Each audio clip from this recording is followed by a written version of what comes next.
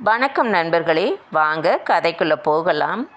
ரமேஷ் மேல் அபாண்டமாய் அந்த பழி வந்தபோது என்னால் நம்பவே முடியவில்லை. இந்த கழுதையை அப்படி செய்தது? முணுக்கென்று விட்டு இந்த வேலை செய்திருக்கிறானே. ஸ்கூல் விட்டு வீட்டுக்கு போனதும் படுவாவை உண்டு இல்லை என்று பண்ணிவிட வேண்டியதுதான். ஒழுங்கான படிப்பு கிடையாது. வாத்தியார் பிள்ளை மக்கு என்பது சரியாய்தான் ஆகிவிட்டது. ரமேஷ் என் மகன் என்பதற்காக என்ன செய்ய முடியும்? படிடா என்று கண்டிக்கலாம். படிக்கிற மாதிரி பாவலா பண்ணுவதற்கு என்ன செய்ய முடியும்? அவன் அதிர்ஷ்டமோ என் நேரமோ +2வை தாண்ட வைத்தாயிற்று. வேலை வெட்டி இல்லாத தண்ட பசங்களோடு சுற்றி கெட்டுப்போய் விடக்கூடாது என்று கவலைப்பட்டு ராமையா ஸ்டோரில் சேர்த்து விட்டேன். ராமையாவும் பரவாயில்ல சார், பையன் சுறுசுறுப்பாக வேலை செய்கிறான், வர்ற கஸ்டமர் கூட ரொம்ப அப்ரிஷியேட் பண்ணுறாங்க சார் என்று சர்டிஃபிகேட் கொடுத்த போது ஏதோ இல்லாத குறை எப்படி எல்லாமோ வரக்கனவு கண்டு இப்போதைக்கு இதுவே இருக்கட்டும் என்று நினைத்த மறுநாளே குண்டை தூக்கி போட்டாற்போல் இப்படி ஒரு காரியம் பண்ணிட்டு நிற்கிறானே. காலையில் ஸ்கூலுக்கு லேட்டாகி போயிடுச்சேன்னு அவசரமாக சைக்கிள் மிதிக்கிறேன். ராமையா பரபரப்பாக ஓடி வந்து, வாத்தியார் சார், இப்படி கொஞ்சம் வந்துட்டு போங்களேன் கூப்பிட்டார். இது என்ன தொந்தரவு?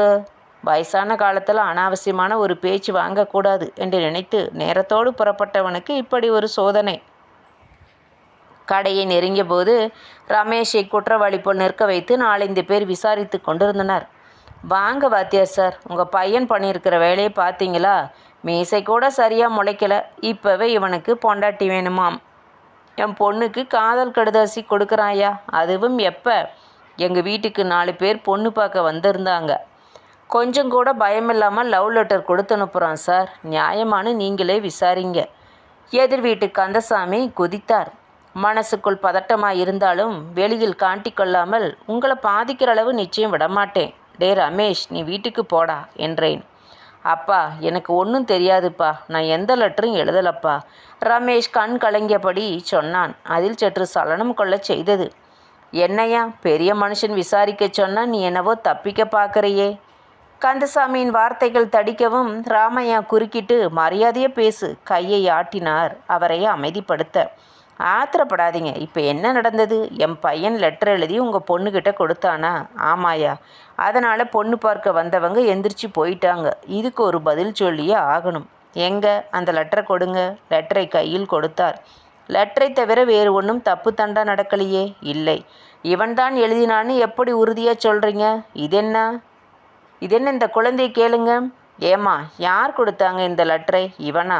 ரமேஷை காட்டி கேட்டேன். இல்லை. ஏய், பொய் சொல்கிறியா?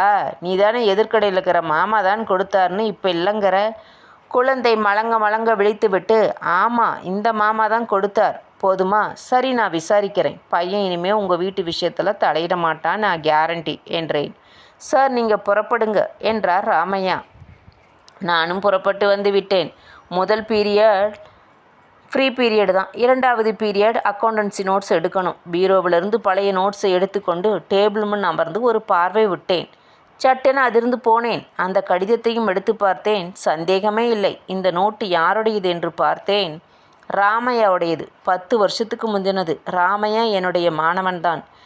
எழுத்து முத்தாக இருக்கும். அவனை மாதிரி எழுதணும் என்று கண்டித்து ரமேஷின் எழுத்தும் கிட்டத்தட்ட இது போலவே இருக்கும். ஆனால் ஒரு வித்தியாசம். ராமையாவுக்கு கேவுக்கும் கோவுக்கும் வித்தியாசம் தெரியாது.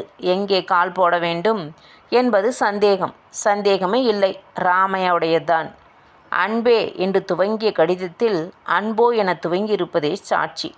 மத்தியான சாப்பாட்டை கூட கவனிக்காமல் ராமையாவின் கடைக்கு போனேன். என்ன ராமையா, கடிதாசி நீதானே எழுதின என நேரடியாகவே கேட்டேன். சார், என்னை மன்னிச்சிடுங்க. கந்தசாமி எனக்கு முறைமாமன். அந்த பொண்ணும் நானும் மனப்பூர்வமாக விரும்புகிறோம். மாமா உத்தியோகத்திற்கு போகிற மாப்பிள்ளைக்கு தான் கட்டி கொடுப்பேன் என்றார். அதனால தான் இப்படி செஞ்சேன். ஆனால் தெரியாதனமாக பழி ரமேஷ் மேலே விழுந்துடுச்சு. அந்த நேரத்தில் தைரியமாக நான் தான் எழுதினேன்னு சொல்ல மனசு வரலை. நான் வந்ததை பார்த்ததும் அந்த கந்தசாமி எல்லாமே கேட்டிருக்க வேண்டும். வாத்தியார் சார், என்னையும் மன்னிச்சிடுங்க.